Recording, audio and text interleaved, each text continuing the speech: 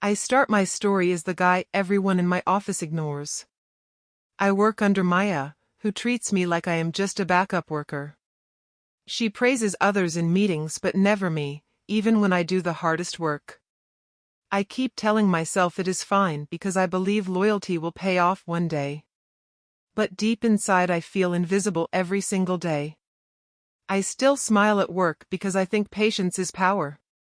I do not know I am slowly becoming the most used person in the office.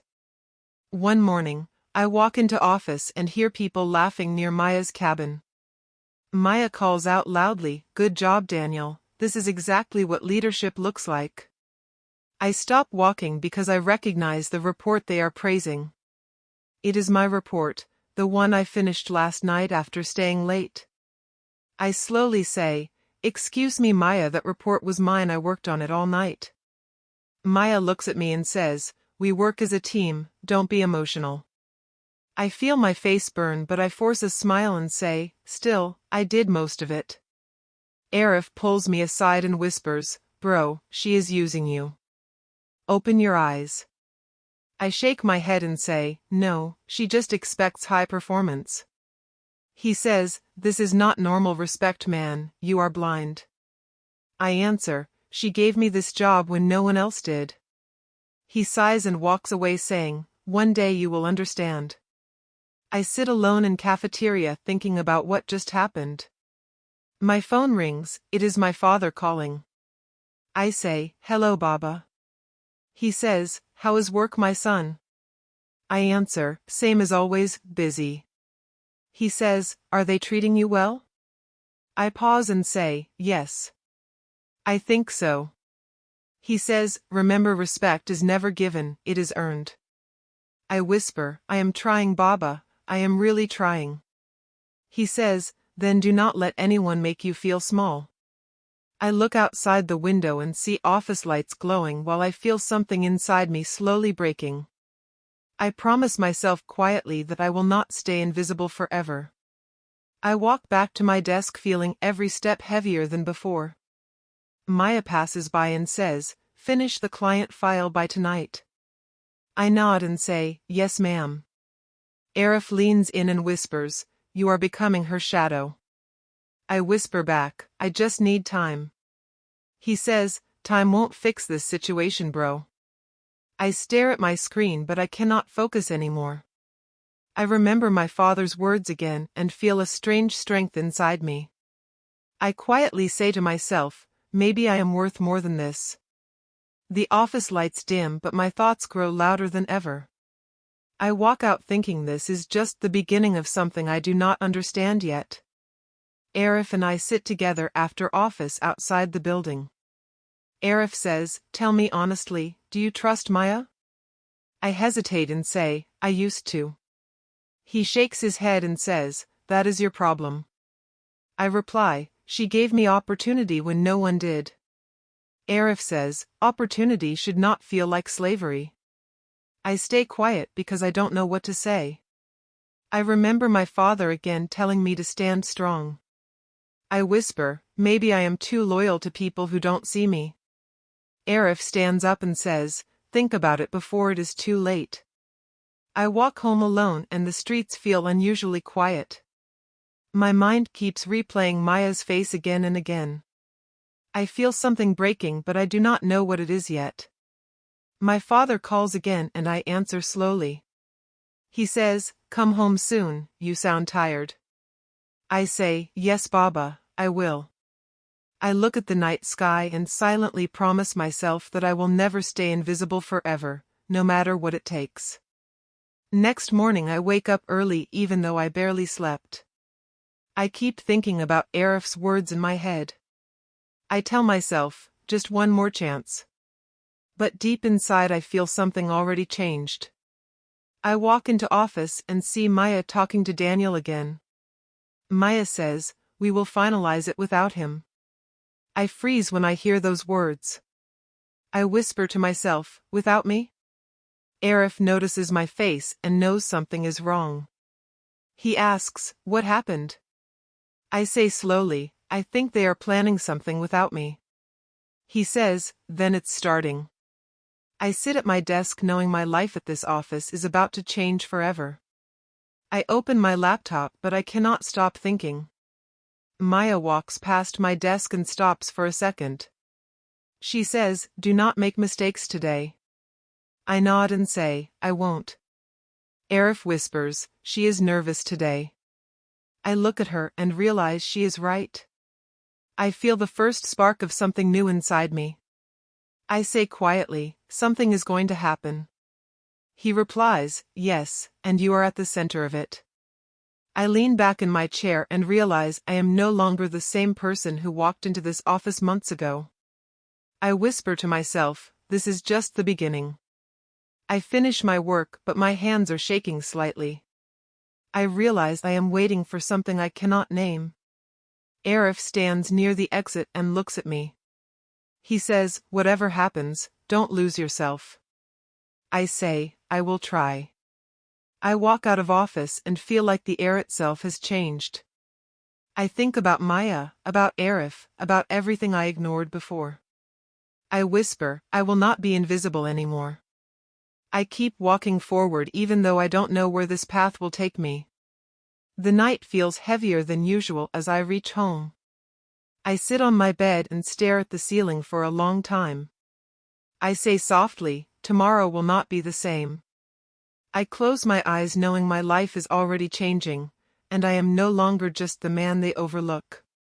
I think about Maya's voice, Arif's warning, and my father's words all mixing inside my head. I whisper again, "I will not be their backup anymore."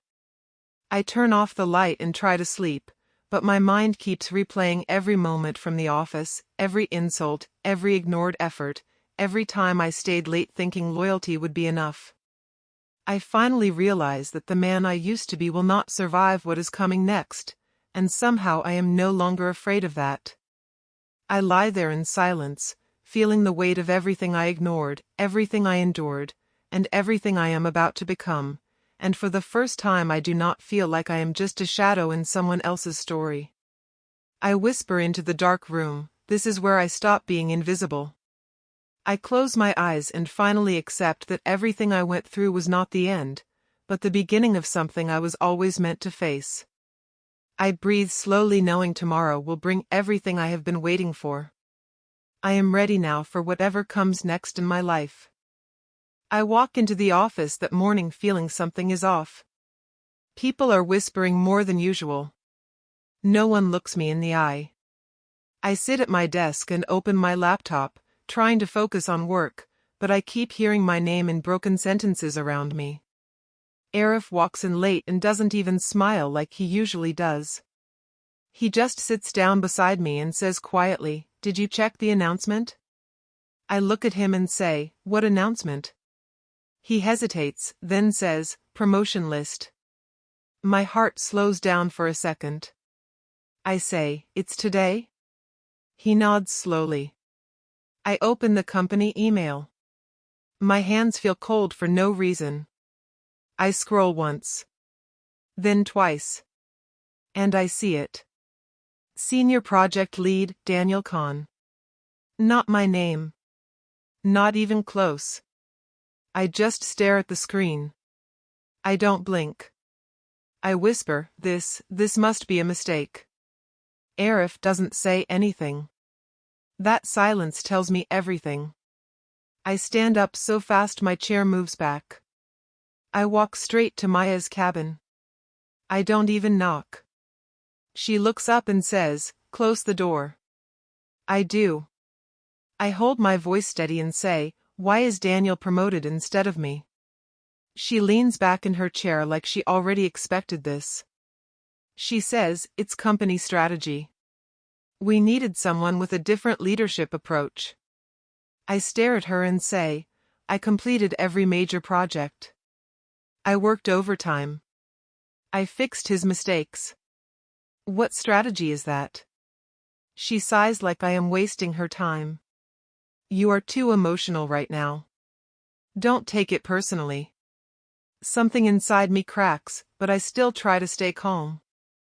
I say, "So I worked for months for nothing?" She replies instantly, "No. You gained experience. That line hits harder than anything else. I laugh once, but it's not real. I say, experience doesn't pay rent, Maya. She looks at me sharply now. Watch your tone. I lower my voice and say, I just want the truth. She pauses for a second, then says, the decision is final. Final. That word feels heavy. I nod slowly and say, okay. Then I walk out. No shouting. No drama. Just silence. But inside me, everything is shaking. Back at my desk, Arif is waiting for me. He looks at my face and already knows. He says, they gave it to him, right? I sit down and say, yeah. Arif clenches his jaw and says, bro, this was planned. I look at him and say, what do you mean? He leans closer and whispers, I saw the project tracking changes last month. Your name was removed before the final review. I feel my stomach drop. I say, no, that can't be. Arif replies, they were preparing this for Daniel from the start. I shake my head slowly. No. Maya wouldn't do that. Arif laughs without humor. You still trust her? I don't answer. Because I don't know anymore. My phone buzzes. Samir is calling. I step outside the office and answer. He says, I heard. I close my eyes and say, yeah. He goes quiet for a second, then says, leave that place, man. They are playing with you. I whisper, it's not that simple. Samir replies, it is. You are just not accepting it. I say, I just need one chance to prove myself. He gets louder. How many chances do you need? They already chose someone else. I feel my chest tighten. I say softly, I can still fix this. Samir says, you are not fixing anything. You are breaking yourself there. I don't respond. He sighs and says, call me when you wake up from this. Then he hangs up. I stand outside for a long time, just staring at nothing. When I go back inside, Maya calls me. I walk into her cabin again. She says, don't make this bigger than it is. I say, bigger? You took my promotion. She replies, you are still part of the team. I step forward slightly and say, I carried this team. She stands up now. Enough. Her voice is sharp. People outside start looking in. I realize this is turning into a scene. She says loudly, you are not the only capable person here. I say, but I am the only one who actually did the work. Silence falls. Daniel walks by outside the glass wall and looks in. Maya notices and softens her tone immediately. She says, we are done here. I stand there for a second longer, then I turn and walk out again. Everyone is watching me now. I feel their eyes like pressure on my skin. I sit back at my desk and stare at my screen, but nothing loads in my mind. Arif whispers, you okay? I say, yeah. But I'm not. For the first time, I don't feel tired. I feel replaced. That night, I don't go home immediately.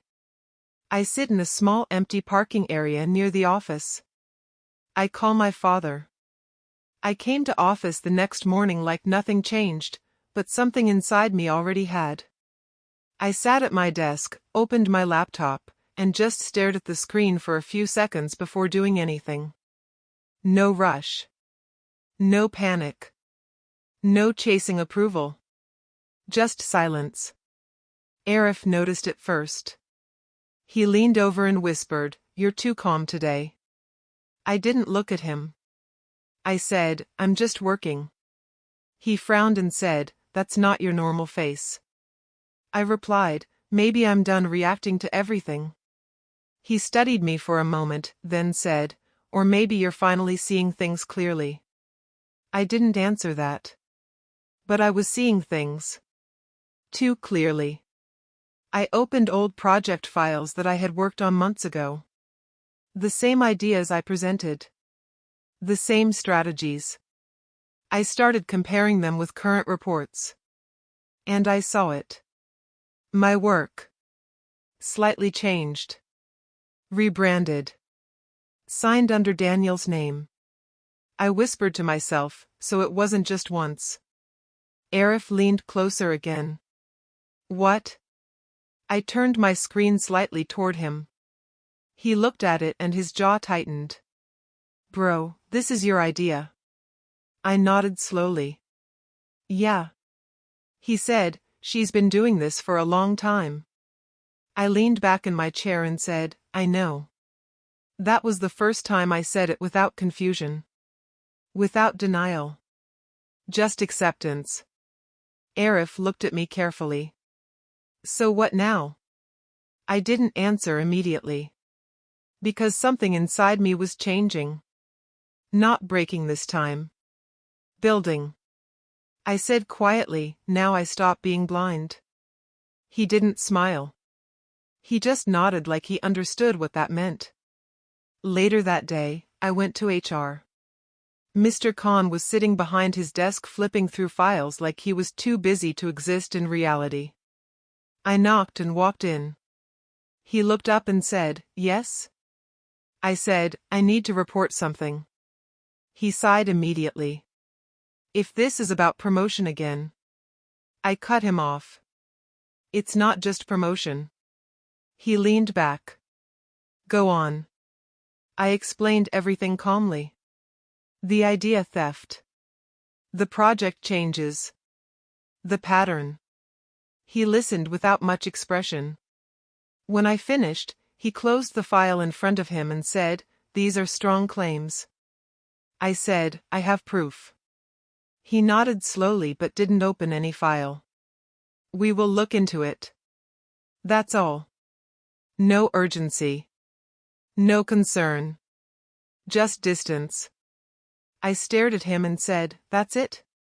He gave a small tired smile. These matters take time. I stood there for a moment. Then I understood something without him saying it. Time was not on my side here. I left his office quietly. No argument. No anger. Just clarity. Arif was waiting outside. He looked at my face and said, They did nothing, right? I said, They said we will look into it. He laughed bitterly. Translation, nothing will happen. I didn't argue. Because he was right. That evening, I met Sir Imran after work. He was sitting in a small cafe, reading something on his phone. I found the first real crack in Maya's empire on a normal Monday morning. It didn't look like anything special at first. Just an old project folder buried deep in the shared drive. But when I opened it, my hand slowed down.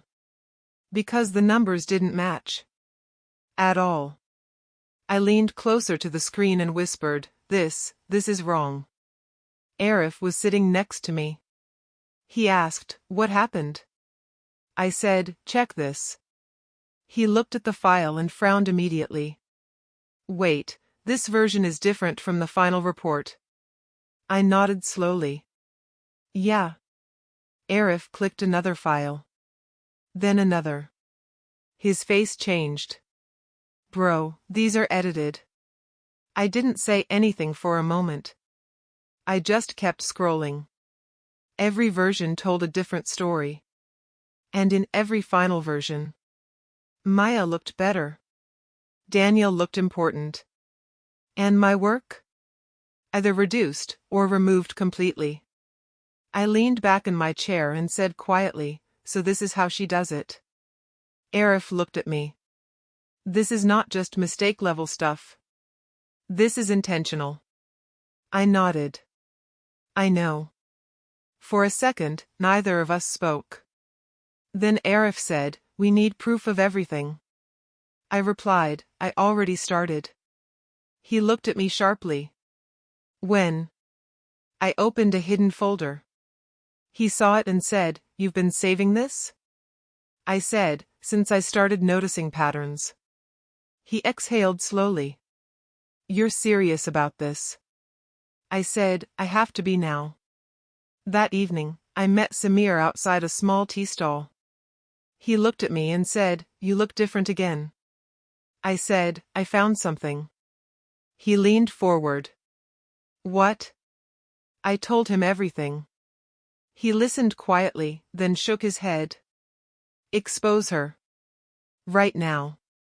I said, it's not that simple. He raised his voice slightly. Why not? She stole from you. I looked down and said, I need to be careful. Samir laughed. Careful? After everything? I said, if I move too early, I lose everything. He frowned. And if you wait too long, they erase everything. That hit me. Because he was right. But I still didn't move. Not yet. That night, I called my father. He picked up and said, you sound tired again. I said, work is complicated, Baba. He said, tell me. I hesitated. Then I said, if someone is doing wrong, but I expose it now, I might lose my job. There was silence. Then he said, and if you stay silent? I said, they keep doing it. He replied slowly, then truth is not your enemy. Timing is. I closed my eyes. He continued, a weak truth spoken at the wrong time becomes noise. A strong truth spoken at the right time becomes justice. I whispered, so what should I do? He said, wait until your truth cannot be ignored. Then he added, but don't become silent forever. And he hung up. I sat there for a long time after the call, repeating his words in my head. Timing is everything. 2 days later, I met Sir Imran again. This time, he didn't even let me sit before speaking. He said, you are close to something, aren't you? I nodded. Yes. I told him everything I found. He listened carefully, then said, you are standing at a dangerous point. I asked, why? He said, because you are emotionally ready, but strategically exposed. I frowned. What does that mean? He leaned back and said, if you expose Maya now, what happens? I said, she loses her position. He nodded. And you? I paused. He answered for me. You become the guy who caused chaos, not justice. That made me quiet. He continued, companies don't always reward truth. They reward stability. I said, so I should stay silent? He shook his head immediately. No. Then he leaned forward and said, you should build an undeniable case. Not an emotional one. A permanent one. I asked, how? He said, evidence that even HR cannot escape. Even leadership cannot ignore. I understood what he meant. Not now. But complete. I still remember the exact moment everything in the company changed. It wasn't a fight. It wasn't a scandal. It was a simple announcement in the morning meeting room. Good morning, everyone, she said. And the entire room went silent. Because it wasn't Maya. It was her. Elena. The new CEO. She walked in like she owned the air itself. Calm steps. Sharp eyes. No wasted movement. Everyone straightened their backs without even realizing it. I whispered under my breath, so this is the new CEO. Arif leaned toward me and said quietly, she doesn't look like someone who tolerates nonsense. I nodded slowly. Yeah. I can feel it. Elena stopped at the front and placed a thin folder on the table. Then she said, we will be conducting a full audit of ongoing projects, reporting structures, and leadership decisions. The room didn't react at first. Then it hit. Whispers started. Small at first. Then louder. Audit. That word alone changed the atmosphere. I looked around and saw Maya's face for the first time in a long time. It didn't look calm. It looked tight. Controlled. But something underneath it was shaking. Arif whispered again, "This is not normal." I said, "No, this is pressure." And I meant it. Because I had never seen Maya under pressure before. After the meeting, the office turned into chaos. People were talking in corners. Files were being checked. Emails were being forwarded like weapons. I sat at my desk, staring at my screen, but I wasn't working. I was thinking. This is my chance.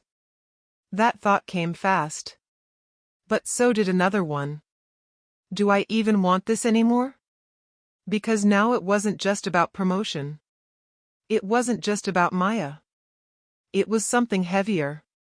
Every memory started coming back at once. Maya saying, "Don't take it personally." Maya taking credit for my work. Maya promoting Daniel. Maya telling me to stay in my place. Each moment stacked on top of the other. I clenched my fist slightly under the desk. Arif noticed. He said, "You okay?" I said, "I don't know." That was the first honest answer I gave all day. Later, Samir called me. I stepped outside the office to take it. He said immediately, "I heard about the audit." I said, "Yeah." He said, "This is your moment." I stayed quiet. He continued, but listened to me carefully. His voice dropped. "Don't turn this into revenge." I looked down at the ground and said, "It already feels personal." Samir said, "That's exactly why you need to be careful." I said, "I didn't do anything wrong." He replied, "People who finally get power after pain usually think like that." That hit me. I didn't respond immediately. Samir softened his tone. "I'm not saying don't act. I'm saying don't lose yourself in it." I said quietly, "I don't even know who I am in this anymore." He said, "Then find out before you act." And the call ended. I stood there for a moment after the phone went silent. The air felt different. Heavier. I still remember the morning the audit finally reached my desk. It felt quiet at first. Too quiet. No jokes. No casual talk. No normal chaos of the office. Just tension. Like the entire building was holding its breath. Arif leaned toward me and whispered, "They started." I nodded once. "Yeah. I can feel it." My hands weren't shaking anymore. That surprised me. A few weeks ago, I would have been nervous. Confused. Maybe even scared. But not today. Today I felt ready. The audit team called for project documentation first. Then emails. Then version histories. Then approvals. And that's when everything started to break. I walked into the audit room carrying my folder. Not heavy. Just full. Elena was sitting at the head of the table again. Calm. Watching. Not reacting. Maya was there too. But she wasn't calm. I could see it now. Small signs. Her fingers tapping lightly. Her eyes moving too fast. Her breathing slightly uneven. Daniel sat beside her, trying to act normal. Trying. I sat down when they asked me to. And I placed my folder on the table. Elena looked at me and said, "Start." I nodded. And I started. I was assigned to Project Atlas, I said calmly. I created the initial structure, workflow, and client strategy. I opened the first file. My contributions are here, dated and logged. I slid it forward. Then I opened the next one. And here are the revised versions that were later submitted under Daniel's name. Daniel immediately leaned forward. That's not true. I turned my head slowly toward him. I said, you didn't even attend half the meetings. His face tightened. That's not. Elena raised one hand slightly. Silence. She said, continue. I continued. One file after another.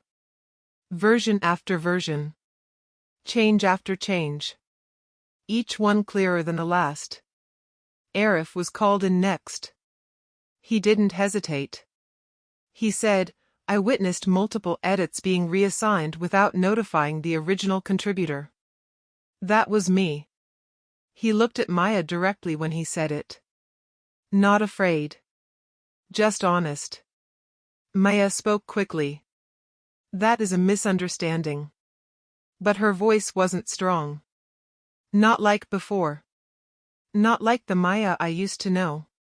Mr. Khan, who was sitting in the corner, finally spoke. This needs verification. But even he didn't sound confident anymore. Because the documents didn't lie. And for the first time, the system didn't protect her immediately. It was waiting. Watching. The day Maya fell, the office didn't feel like the same place anymore. It started quietly. No announcement at first. No loud reaction. Just whispers. Then silence. Then panic. Arif walked up to my desk early in the morning and said, she's not coming in. I looked at him and asked, who? He didn't even blink. Maya. For a second, I just stared at him. Then I said, what do you mean she's not coming in? He lowered his voice. Suspended. Effective immediately. I leaned back slowly in my chair. Not shocked. Not surprised. Just still. Arif added, Daniel too.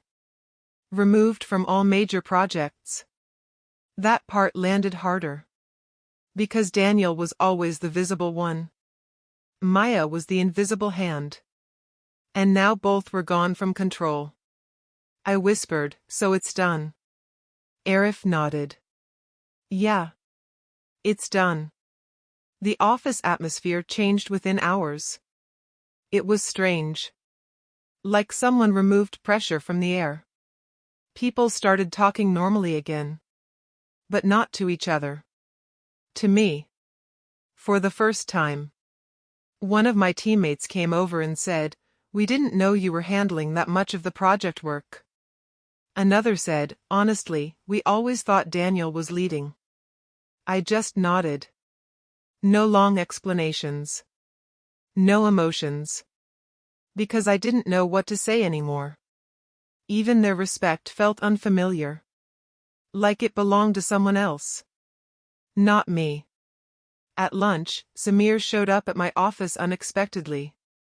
He looked excited. Almost too excited.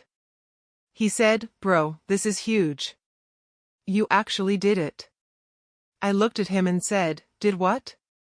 He frowned. You exposed everything. Maya is gone. Daniel is gone. That's victory. I didn't respond immediately. He sat across from me and said, we should celebrate tonight. I looked at my food. Then said, I don't feel like celebrating. Samir leaned forward. Why not? This is what you wanted, right? I paused. That question stayed in my head for a moment. Did I want this? I said slowly, I don't know what I wanted anymore. Samir shook his head. You're overthinking it. They deserved it. I said quietly, maybe. He sighed. You sound empty, not victorious. That word stayed. Empty. I didn't answer him. Because he was right. I just didn't want to admit it. Later that day, Arif and I stayed behind after office hours again. The building was quieter now. Less tension. but also less noise. Arif looked at me and said, "This is justice." I asked, "Or revenge?" He replied instantly, "Justice." I stayed silent for a moment. Then said, "It doesn't feel like either." Arif frowned. "What does it feel like then?" I thought about it carefully. Then said, "Like something ended, but nothing started yet." He leaned back in his chair. "That's because you're still inside it." I looked at him. He continued, "You think the fight is over. But it's not. You just changed position." That made me quiet. Because I knew he was right. Something had ended. But I hadn't moved forward yet. I was just standing in the space she left behind. Elena called me into her office in the middle of the day. No warning. No context. Just a short message through HR, "CEO wants to see you." Arif looked at me and said, "This feels important." I replied, "Everything has felt important lately. But this felt different. Heavier." I walked through the hallway slowly, noticing how people looked at me now. Not invisible. Not ignored. Watched. That was new. And uncomfortable. Elena's office was quieter than the rest of the building. Clean. Minimal. No unnecessary noise. She didn't ask me to sit immediately. She just said, "Close the door." I did. Then she looked at me and said, "I've reviewed your work history." I nodded slowly. "Okay." She continued, "And the audit findings." That word still carried weight. Even now. I said nothing. She leaned back slightly and said, "You should have been leading Project Atlas months ago." That hit me harder than expected. Because I already knew it. But hearing it from her made it real. She added, "Instead, you were placed under leadership that didn't reflect your contribution." I swallowed and said, "Yes." She studied me for a moment, then said, "That changes now." I frowned slightly. "What do you mean?" She opened a folder on her desk and slid it toward me. New project. New team. New structure. I looked down at it. Then read the title. Senior Project Lead, Strategic Operations. My breath slowed. For a second, I didn't speak. Because this wasn't just a promotion. This was the role I was once silently building toward. The role Maya blocked. The role Daniel was pushed into. And now it was sitting in front of me. Real. Elena said calmly, "I want you to lead it." I looked up at her. "Me?" She nodded. "Yes." I didn't know what to say. My mind wasn't processing it properly. She continued, "You understand systems. You understand gaps. And you understand what happens when credit is misused." That last line stayed in my head. I said slowly, "Why me?" She replied without hesitation, "Because you didn't collapse under pressure." That was all she said. No praise. No emotion. Just fact. I left her office holding the folder, but I didn't feel what I expected. I thought I would feel relief. Or pride.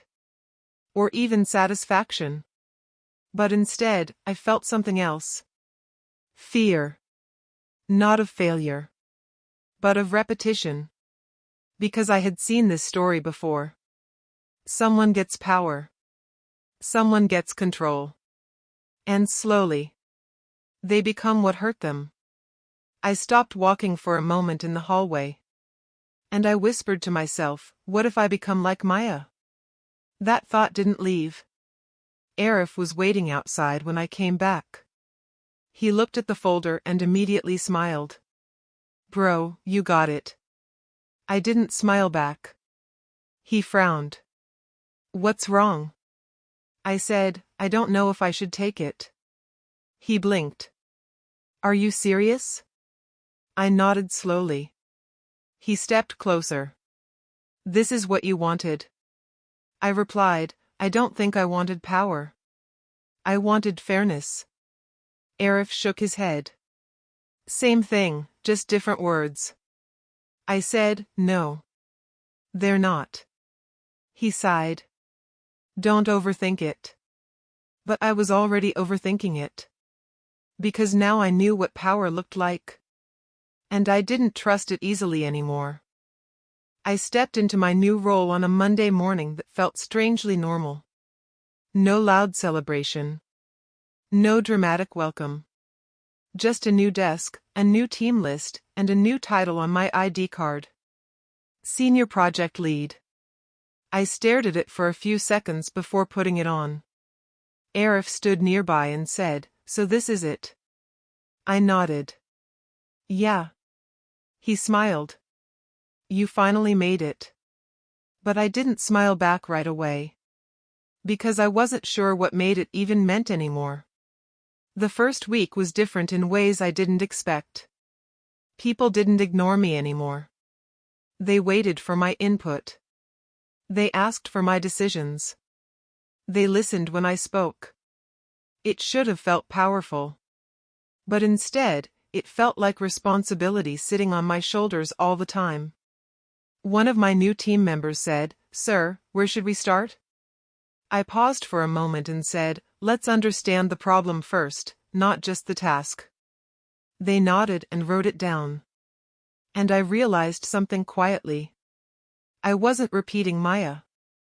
I was choosing something different.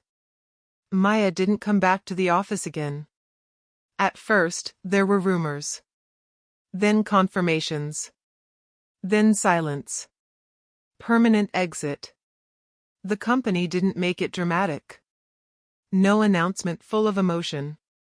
Just a simple internal note. Resignation accepted. That was it. Arif showed it to me and said, She's gone. I looked at the screen and said, Yeah. He studied my face. How do you feel? I thought about it honestly. Then said, Nothing heavy. That surprised even me. Because I expected anger. Or satisfaction. Or something sharp. But there was nothing like that. Just space. Empty, but calm. Arif said softly, That's peace, I think. I didn't reply. But maybe he was right.